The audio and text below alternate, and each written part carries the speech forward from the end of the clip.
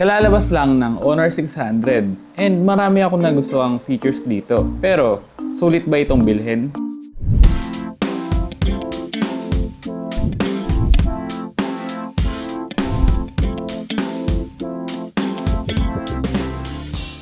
Hey, what's up guys? Nandito nga pala sa atin itong Honor 600. Ginagamit ko na ito since last month pa. It is now available with a price starting at 28,999 pesos. Yes, medyo malaki yung price increase nito compared dun sa Honor 400. So, anong sa tingin nyo? Masyado bang mahal? Pero check muna natin kung ano yung specs and features nito and kung ano yung mga na-experience ko dito. Alamin natin kung sulit. So, pasadaan muna natin yung design. Kita nyo naman, medyo may hawig siya sa iPhone 17 Pro. Nagustuhan ko yung bagong design niya dahil it gives premium look sa phone. Kahit nga yung sides nitong Honor 600 reminds me of an iPhone. Meron nga rin palang orange colorway itong Honor 600 na mas kamukha nung iPhone 17 Pro. Pero sayang dahil hindi yun yung pinadala ng Honor Philippines sa atin. You can also choose black or golden white katulad nitong sa atin. What I love on this phone is sobrang gaan niya lang. Actually, medyo compact din siya compared sa ibang phones na nagamit ko recently. And I also love it. And kahit na magaan at compact itong Honor 600, patibay pa rin ito and has premium build. Meron nga rin itong drop and crash resistance certification, pati na rin IP68, IP69, and IP69K water and dust resistance rating. Pero sa price nito, baka hindi ko nasusubukan ibagsak or ilublob sa tubig. Kaya ingatan nyo na lang din yung Honor 600 nyo. Meron nga rin pala itong AI button sa lower right side na nagustuhan ko rin. I mainly use it kasi to launch the camera app and napaka-useful nito kapag nagbabike ako. Pagkakuha ko kasi ng phone is pipindutin ko na lang yung AI button and pwede na ako agad mag-picture. Unlike sa ibang phone na need mo pa buksan yung screen. Kaya naman may re-recommend ko ito sa mga content creators like me or kung gusto niya lang makapag-capture ng mabilisan. So how about its cameras?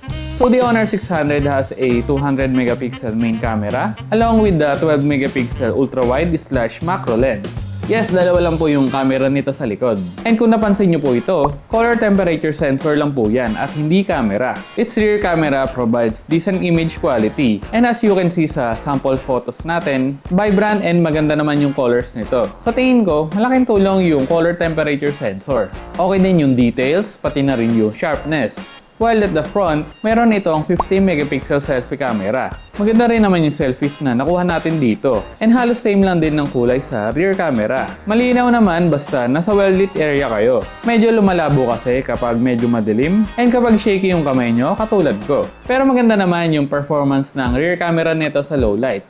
Okay yung processing niya by the way. Sa video naman, maganda rin yung quality, lalo na yung stabilization nito. Sa pagbabike ko siya mostly ginagamit. And alam niyo namang sobrang shaky kapag nagbabike. Pero meron kasi itong optical image stabilization and electronic image stabilization. Kaya hindi masyadong shaky yung footage natin. And isa sa mga bagong features na itong Honor 600 is yung AI Image to Video 2.0.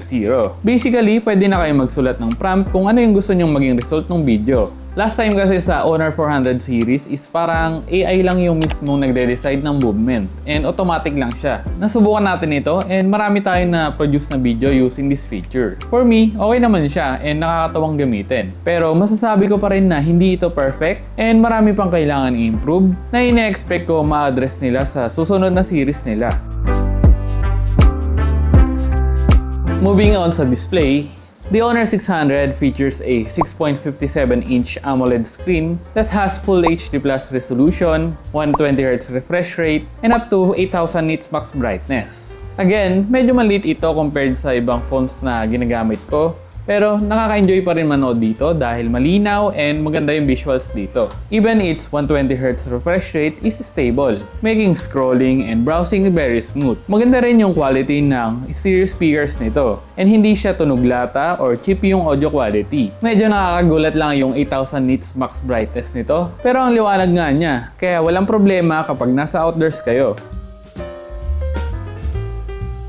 In-upgrade na nga rin pala ng Honor yung performance nito. Since it is now powered by the 4nm Qualcomm Snapdragon 7 Gen 4 chipset with Adreno 722 GPU. It is paired with up to 12GB RAM and up to 512GB internal storage. This phone can run all of the apps na ginagamit ko, especially social media apps and games. Wala naman ako naging problema sa performance niya dahil napaka-stable rin ng Magic OS 10 based on Android 16 na software nito. Even sa gaming is smooth din naman. It can run most of the games na sikat ngayon, pati na rin yung mga resource-hungry games na Genshin Impact. Though while playing, it warms a bit, lalo na kapag naka-max out yung graphic settings. Pero so far, wala naman ako may re-reklamo sa performance nito. It even got 1.3 million scores sa Antutu benchmark and 15,190 sa PCMark Work 3.0. Mataas na yan ah. It just shows that capable rin talaga itong Honor 600. Ito guys, humanga rin ako sa battery life nitong Honor 600. Meron kasi itong 7,000 mAh battery capacity na malaki kung tutusin. Tsaka yung size ng phone, hindi mo akalaing may malaking battery pala ito. Last time, sinubukan ko maglaro ng Genshin Impact ng 50% yung battery life. Then parang inabot ng 4 to 5 hours bago bumaba ng 20%. For me, matagal na yun. Kasi mostly, yung 4 to 5 hours is parang 100% ayun ng ibang phone eh. Well, it depends pa rin naman sa usage nyo. Kasi magkakaiba tayo ng settings and environment. May factor din kasi yung init ng panahon ngayon eh. For charging, it supports 80 watts wired Honor Supercharge. And nung tinest ko yung charging speed, from 15% to 100% is parang around 1 hour lang siya. Mabilis na rin yun kung tutusin, lalo na kapag naka-enable yung boost charging speed nito. So, para sa verdict natin, sulit bang bilhin itong Honor 600? Actually, for me, sulit naman siya bilhin despite the price increase. Lahat naman ng phones ngayon ay nagmahal talaga dahil nga sa RAM shortage and iba pang reasons. Pero sa specs and features nitong phone na ito, makikita naman natin na hindi ito tinipid. Maganda naman yung camera niya, malakas din and stable yung performance, makunat yung battery and mabilis yung charging, and bonus na yung mga AI features nito, lalo na yung AI Image to Video 2.0 feature nito. I can recommend it sa mga content creators, students, mga professionals, and sa mga naghahanap ng magandang phone sa ganitong price range. So, ayan lang naman para sa review natin ng Honor 600. If you found this review helpful, don't forget to hit like, subscribe, and notification bell for more tech reviews and updates. Once again, this is Dan, and see you in the next one.